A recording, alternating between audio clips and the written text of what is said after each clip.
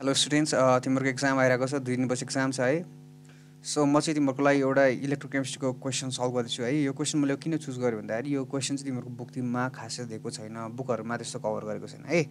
एनइबीको question ब्याङ्कमा दिएको छ, तर तिमीहरूको बुकहरूमा त्यसको सोल्युसन अथवा त्यसको डिस्कसन केही पनि दिएको छैन, त्यही भएर मैले त्यो क्वेसन गर्न आँटेको है। क्वेसनले के सोधेको छ भन्दाखेरि Fe+3 र Fe छ नि, यो देखिरहेको छ, यो standard reduction potential of Fe+3 to Fe है। Fe+3 चाहिँ Fe कन्भर्ट भएको भनेको है, यो रिडक्सन पोटेन्सियल Fe3 Feमा जानु भने क्या त रिडक्सन हो नि त।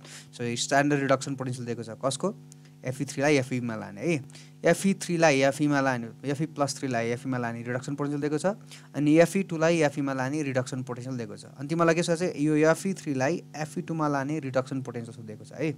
सो त्यसको लागि के भन्दाखेरि फर्स्टमा तिमीले डिसेन्डिङ अर्डरमा लेख्ने, अक्सिडेसन स्टेट डिसेन्डिङ अर्डरमा लेख्ने भनेको अर्थ पहिला Fe+3 त्यसै Fe+2 अनि Fe यो के त अक्सिडेसन स्टेट के त घटिरहेछ नि भनेको, यो के त रिडक्सन भएको भनेको है, यो Fe3बाट Fe2मा Fe2बाट Feमा। अनि त्यसलाई फिगरमा यसो हेर्ने मैले Fe3लाई Fe2मा लानेलाई चाहिँ फर्स्ट प्रोसेस भन्छ, फर्स्ट स्टेप भनेको छ, Fe2लाई चाहिँ Feमा लाने सेकेन्ड स्टेप भनेको छ है। यो फर्स्ट स्टेप अनि त्यसपछि सेकेन्ड स्टेप जानु र यो सिधै कसरी यहाँबाट यता जानु स्टेप चाहिँ एकअर्कामा इक्विभ्यालेन्ट हुन्छ है, सम्झिनु पऱ्यो। अनि अब तिमीले के गर्नु पऱ्यो भन्दाखेरि यो फर्स्ट स्टेपमा जति पनि फ्री एनर्जी चेन्ज आउँछ नि, त्यो फर्स्ट स्टेपको फ्री एनर्जी चेन्ज र सेकेन्ड स्टेपको फ्री एनर्जी चेन्ज भयो। Free energy change gift free energy है, डेल जी। यो फर्स्ट स्टेपको डेल जी यहाँ देखिरहेको छ नि, फर्स्ट स्टेपको डेल जी, अनि यो प्लस सेकेन्ड स्टेपको डेल जीको भ्यालु चाहिँ कोसँग बराबर हुन्छ, यो थर्ड स्टेप छ नि, यो थर्ड स्टेप डेल जीको भ्यालुसँग बराबर हुन्छ। फेरि डेल जी भने फेरि सेल चाहिँ होइन, सेल पोटेन्सियलसँग होइन है। फेरि कोही कोहीले फर्स्ट स्टेपको सेल पोटेन्सियल प्लस सेकेन्ड स्टेपको cell potential equals to third सेलको सेल पोटेन्सियल, यो थर्ड स्टेपको सेल पोटेन्सियल लेख्ला, आलु खान्छ नि फेरि है, सम्झिने। यो चाहिँ यो फर्स्ट स्टेपको plus second step equals to third step भन्ने यो कुरा चाहिँ एडिसनल यो भेक्टर जस्तो खालको रुल भनौँ न, यो कसको लागि अप्लाई हुन्छ, यो एक्सटेन्सिभ प्रपर्टीको लागि हुन्छ। जस्तै एक्जाम्पल, एउटा सानो एक्जाम्पल दिँदाखेरि यो 3टा फ्लाक्स अरे होइन। अब तिम्रो एक्सटेन्सिभ प्रपर्टीमा के भयो त, भोल्युम पनि एउटा के एक्सटेन्सिभ प्रपर्टी नि, म्याटर अमाउन्ट अफ म्याटरमा डिपेन्ड गर्छ नि त होइन, क्वान्टिटीमा।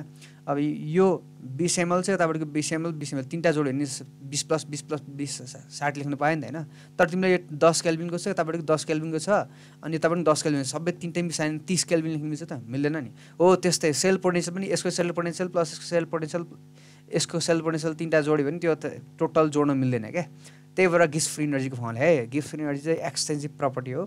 सो एक्सटेन्सिभ प्रपर्टीलाई यो स्टेपको, यो फर्स्ट स्टेपको डेल जीको भ्यालु प्लस सेकेन्ड स्टेपको डेल जीको भ्यालु इक्वल्स टु यो थर्ड स्टेपको डेल जीको भ्यालुसँग बराबर हुन्छ। यो फर्मुला लेखिरहेको छ नि, देखिरहेको छ यो फर्मुला, यो फर्मुला। अनि डेल जीको फर्मुला के छ, -NFE है। अब यहाँ हाल्ने यो सबैको मजाले लेख्छ नि, अब बुझ्दैन भने कपीमा लेख्ने, कपीमा लेख्ने साथै सार्दा पनि याद हुन्छ है, मजाले सार्ने।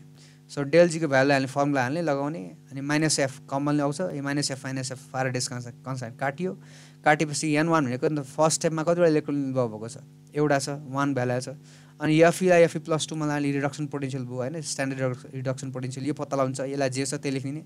N2 भनेको सेकेन्ड स्टेपको कतिवटा इलेक्ट्रोन युज भएको छ सेकेन्ड स्टेपमा, Fe2बाट Feमा जाँदा 2टा इलेक्ट्रोन इन्भल्भ भएको छ होइन, N2को भ्यालु 2 हाल्ने, अनि Fe2लाई Feमा लाने पोटेन्सियल क्वेसनमा दिएको छ, टक्क भ्यालु हाल्ने। अनि यता पनि त्यही आफ्नै करस्पोन्डिङ भ्यालु सल्भ गर्ने, टक्क सल्भ गरेको त्यही एन्सर छ -0.77 भोल्ट आउँछ है। अब यो खास गरी मल्टिपल चोइस क्वेसनमा आएको छ, मल्टिपल चोइस क्वेसनमा आउने खालको क्वेसन छैन खास गरी यो तिमीहरूको अब एनइबी अस्मिता पब्लिकेसनले के गरे हो होइन, त्यो पनि एन्सर पनि मिस्टेक दिएको छ है, -0.770 भोल्ट दिएको छ, एन्सर चाहिँ खासै -0.770 भोल्ट हो। किन भन्दाखेरि क्वेसनमै मिस्टेक दिएको छ क्या। यो क्वेसनमा यो रिडक्सन पोटेन्सियल के जहिले पनि आइरनको रिडक्सन पोटेन्सियल नेगेटिभमा हुन्छ क्या, हाइड्रोजनको भन्दा माथि पर्छ नि त। सो नेगेटिभमा हुनु पनि यहाँ क्वेसनले नै पोजिटिभमा दिएको छ, त्यही भएर एन्सरै अलिक इरो आएको छ, नेगेटिभमा छ है त्यहाँ। तर जो स्टेप यु नो त मेकानिजम होइन, मेकानिजम आइसी जस्तो क्वेसन गर्न सकिहाल्छ है। सो आई होप तिमीले बुझ्यो होला, यो सर्ट एन्ड स्विट टाकटुक गरिहाल्ने एक्जाममा क्वेसन होइन है।